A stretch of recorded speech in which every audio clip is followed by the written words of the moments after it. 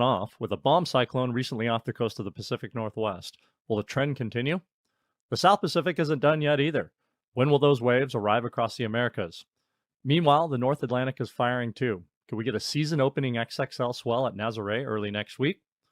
Alongside Korte, I'm Kevin Wallis, and this is Forerunners. Hey there, here's what's coming up. We got the most notable surf last week. That was probably in California, where we saw an opening day at Mavericks. Kurt, it wasn't a giant swell, but a solid opening day with favorable conditions. And we've got more to come later in the show on Mavs. The things that are catching our eye across the globe this week, we've got an unusually strong storm, especially for November in the South Pacific. It's going to deliver good-sized south-southwest swell to the Americas during the last few days of November. We have a hurricane force low that's taking shape in the North Atlantic today. It's going to send waves to Western Europe and parts beyond that this weekend and into next week. Yeah, and then down in the Indian Ocean, which doesn't really have an off season, just a peak and shoulder season. We've got a couple swells lining up late November through early December as well. All right, Kurt, we're going to try something a little bit new. We've got a Surfology 101 quiz. It's a good chance for those of you that are veterans of the show, you know a thing or two about where the surf comes from. With that in mind, we thought we would give the audience a little quiz here. So leave your answer in the chat. We're going to answer it. We'll give you the correct answer a little bit later in the show. So here's our Surfology 101 quiz, and that is, what is fetch? Is it A, the size of a storm? Or B, the distance a storm is from where the wave breaks? C, the distance over which wind blows in a single direction? Or D, the duration that wind blows in a single direction? So write your answers down. We'll check back in a little bit later in the show. And hey, speaking of fetch, last week we saw a storm with a very solid fetch aimed at Northern California that sent Mavs its first swell of the season. We've got this swell story up on the site right now. Maverick is back. You can hit that QR code to get all the details. Got a great little good epic video as well as a number of photos on the site. This swell came from a storm that tracked pretty much all the way across the North Pacific. Started off Japan as a weaker storm and then intensified as it tracked east. Was strongest as it moved up into the Gulf of Alaska. 35 to 45 knot wind. Seas to around 35 feet or so, 12 to 1,500 miles from Mavs. Kind of northern direction. If you really drew it up perfectly, it'd be a little bit more west, but obviously it was okay by the size of the surf here. Kurt, what are we calling this here? What do we think for size?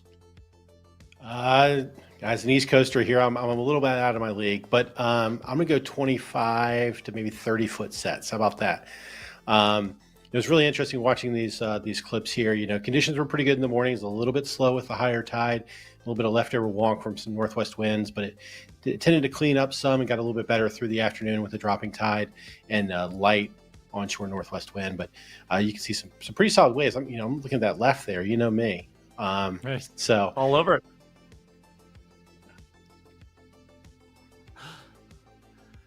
It kind of, we got to thinking about opening day a little bit and how did this opening day compare to the last several years? And this opening day was a little bit later than what we saw in 2023. That opening day was on October 23rd from post-tropical storm Bolavin.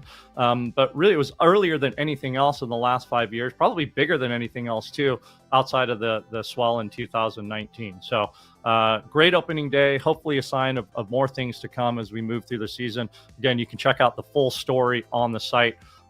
Hit that QR code for all the details. And we've got more waves around the globe too, Kurt. If we move to our global outlook here, a lot of waves around the globe. In fact, we'll start with our global animation here. And what's the thing that's jumping out to you this week? Oh, it's like we were talking about. There's still so much swell activity coming out of the southern oceans. Specifically the South Pacific, which we'll get into. But I feel like I should wake up every morning and just look at this, and it'll start my day off on the right foot. Just seeing all these reds and purples and everything, it just it puts me in a good mood, Kevin. What about you? What are your thoughts here?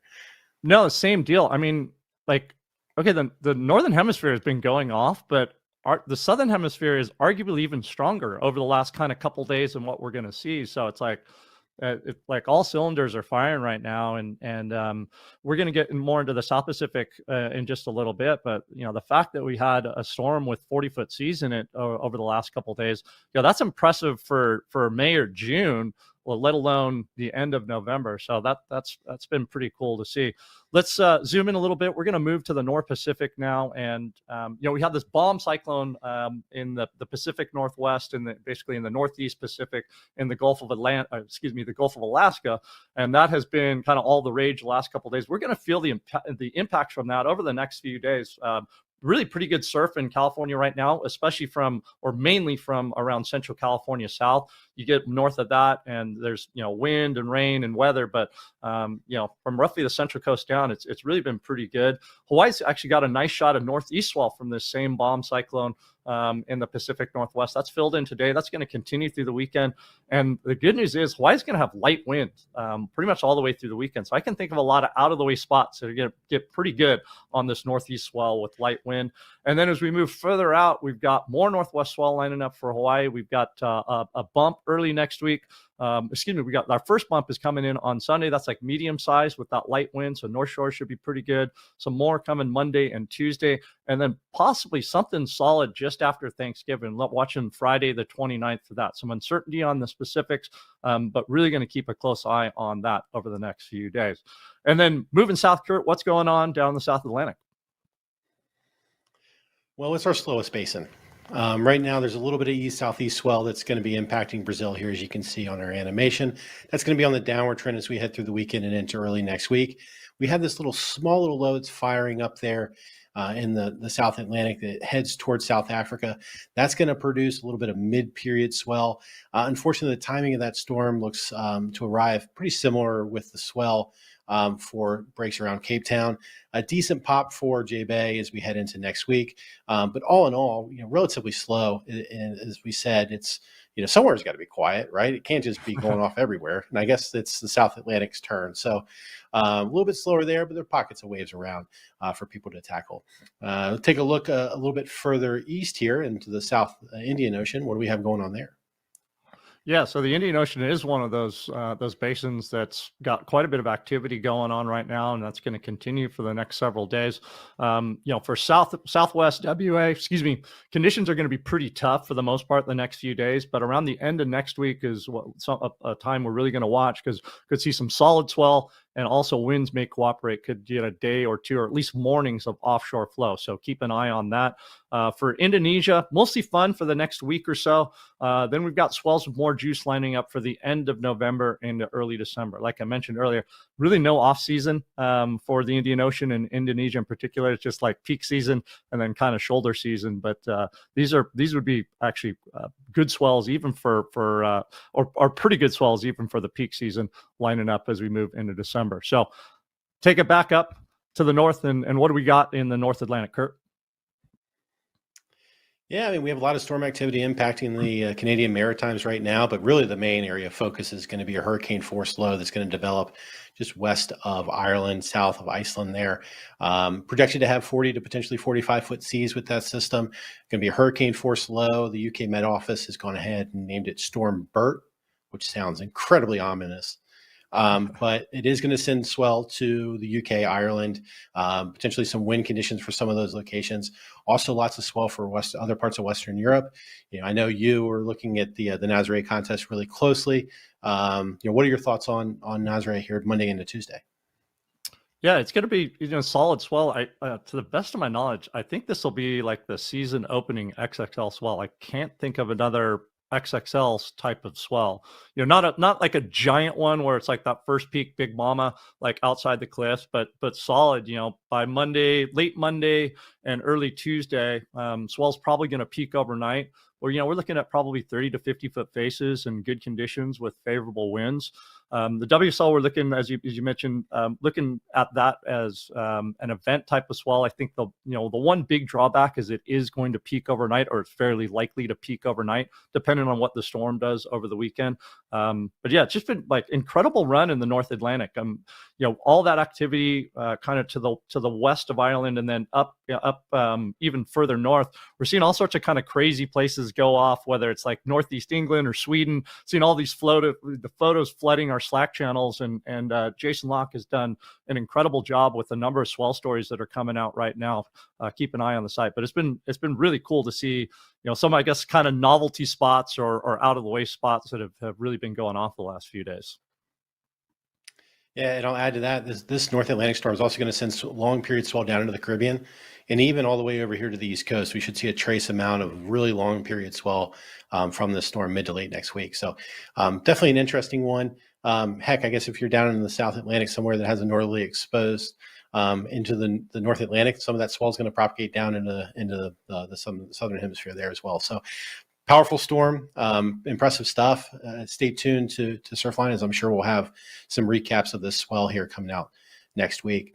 We'll transfer over to the South Pacific and talk about that storm that we've mentioned a few times already. Yeah, so this is we're going to call it our Purple Blob of the week. I think it's it's like we're co-host. Yeah, there we go. Like we're yeah, exactly. so there you go. Yeah, you choose the North Atlantic, I choose the South Pacific. It all works out. But this was a storm that produced seas right in that 40-foot range. It's kind of happened over the last couple of days. The south-southwest swell, long period south-southwest swell, is going to come up through Central America, starting early next week. Actually, going to peak through the middle part of the week, like Wednesday for southern Mexico and areas around there.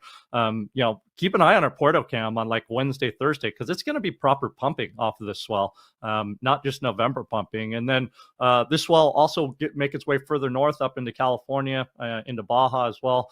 Should start to see a slow build Tuesday, Wednesday, very long period Forerunners showing a few of those focal spots, but a peak into Thursday. Decent amount of south in it, kind of a south-southwest to south swell. So going to favor areas like Orange County, Northern LA, places like that.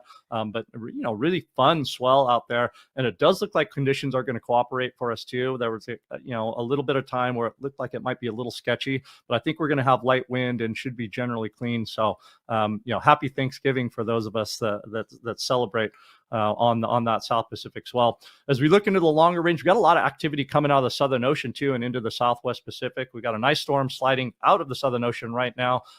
New Zealand's going to see some surf from that, but wind doesn't look so great as we move kind of through the weekend, early next week. Nice swell for Fiji Tuesday, Wednesday with what should be light wind. And then Tahiti is about 24 hours later on that, also Tuesday, Wednesday, because they're on the other side of the date line.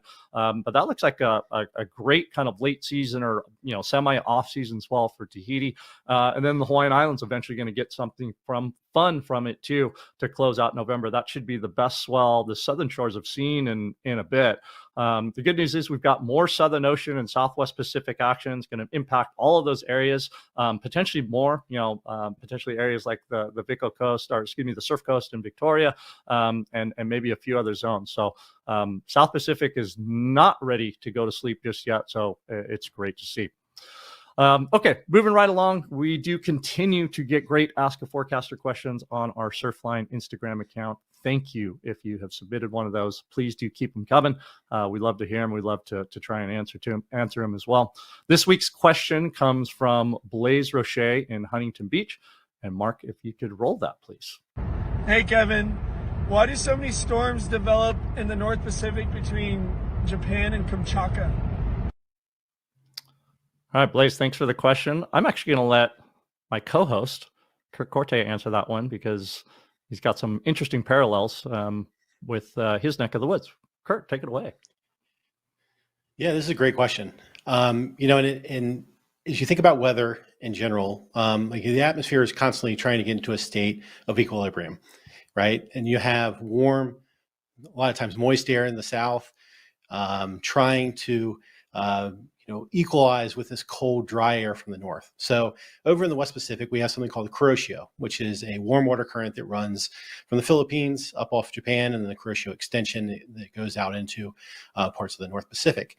you also have very cold, dry air coming from Kamchatka that mixes as it blows over the ocean there with that warm water. We call that a baroclinic zone. It's an area that's really ripe for cyclogenesis, which is basically storm formation. And you can also have rapidly intensifying extratropical systems that occur in an area like that. It's just really a great area for storms to form and strengthen. As I look at this, obviously everything I tie back into the east coast of the United States. And over here we have the Gulf Stream. And the Gulf Stream is a fertile breeding ground for systems to develop, as we saw in the North Pacific there. A lot of times you have storms that will push off, or cold air that pushes off the east coast from cold, dry air coming from Canada, and it interacts with that warm, moist air that's there above the Gulf Stream, and you get cyclogenesis. Those strong storms then track into the North Atlantic, where they're full, even more amplified by some of the stuff that goes on up there. So very similar to what happens over the Atlantic, happens in the Pacific. Here it's the Gulf Stream. And there's the Kuroshio, but the interaction between that warm, moist air and the cool, dry stuff is what helps, really kick off those strong storms that we see. And as a result of the strong storms, obviously you get swells, and away we go. So great question. You can tell I get kind of excited about it because, I like talking about the Kuroshio, and I love Japan, obviously, and storms make me happy. And when you're happy, I'm happy too. Yeah, I feel like this is old school, and I just blurted out my answer, and you black out. It's like what? Yeah, it's like what happened? Yeah. All right. So. Well, it was an excellent answer, and we have another answer coming up right now, and that is the answer to our Surfology 101 quiz that we asked at the top of the show. And the question is, what is fetch? And what is it? It is, Kurt, since you're so good at answering these questions. It is C, the distance over which wind blows in a single direction. And this is obviously a crucial part of forecasting the surf, right? Is in order to figure out exactly how big the surf's going to be in the area, you need to properly diagnose different wind fetches that are directed towards your area. A fundamental part of this is carving out areas that have similar wind speeds, wind directions, and once you do that, you can do some equations to kind of figure out exactly the amount of swell and swell period that are developed. From there, you can then simply calculate exactly how much swell is going to decay between that fetch area and your location. Next thing you know, you do some breaking wave height calculations, and you got yourself a surf forecast. So this is a fundamental piece of surf forecasting right here, and it's obviously fully implemented into our global swell models, but as forecasters, sometimes we like to double check that stuff. And, I've seen, we have a long archive of some of these, North Pacific charts that have a bunch of annotated notes from Sean and some of those other forecasters that we've had, basically defining these areas and doing those manual those calculations by hand. So pretty cool stuff. And, also shout out to the COMET program here. Kevin, you and I were talking about this, but they have just a ton of different modules that you can go through, whether it's, the life of swell generation and identifying things like fetch areas, and even stuff fundamental like, the 101s of meteorology and, air pollution stuff. They have just a wide range of different topics that you can get into. And, there's entry level stuff, more intermediate and advanced content there. It's just a great resource if you want to check it out and learn a little bit more about not only surf and surf forecasting or swell forecasting, but also marine forecasting in general, but any kind of atmospheric forecasting as well. So cool resource there to check out. Yeah. And I'll mention a free resource. It's almost, you could basically get a degree with all the information that they have online. It's outstanding. So yeah, if you've got a keen interest in meteorology or oceanography or surf forecasting, can't recommend the COMET program quite enough. And with this beautiful fetch video, we're going to talk about another area that saw a number of significant fetches develop over its peak surf season, and that was in the Indian Ocean. Indonesia reaped the rewards once again. We've got our Indonesia dry season recap up on the site right now. It's a great video that highlights what happened throughout the season in Indonesia, and the dry season in particular, which tends to start up around April. lasts for several months, and it's when the southeast trades are reestablished as a monsoon trough moves north out of the Indonesian chain. Winter also starts to kick off in the Indian Ocean. That leads to more storm activity, more frequent storms, and larger surf results. So it's like, we mentioned earlier, there's no real down season in Indonesia, but this is the peak surf season, which is in that dry season. And how'd it go, Kurt, as we went through that season? Yeah, so it was a steady start in April. And then we basically just had a month-long epic run from late May into June. Like, I don't know if you remember looking at some of the charts back then, but it was just basically reds and purples just back to back to back. It was an incredible run through late May and June. Mid-season, though, it kind of backed back down. It got a little bit quiet, relatively, obviously, of course. And call out here was we do a seasonal outlook, right, for the Indian Ocean and areas impacted by swell from there. And Charlotte Perry, a senior manager here from the Pacific, actually did just an amazing job calling out that early season activity, and then that slowdown, and then the subsequent pick back up, that we had through August. And really, again, things fired through most of October. So we're talking about 6 months, as you said. There's no slow season.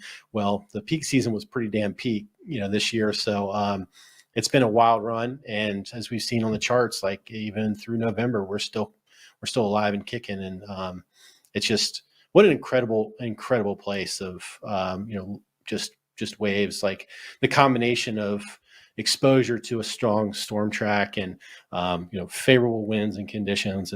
It's pretty wild.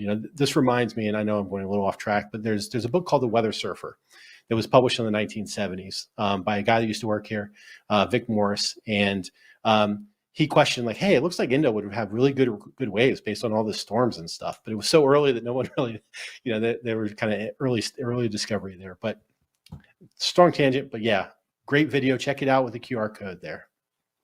Yeah, check it out with the QR code. Thanks, everyone, for watching. We're going to be back with a new episode of Forerunners on December 6th, so we will see you then.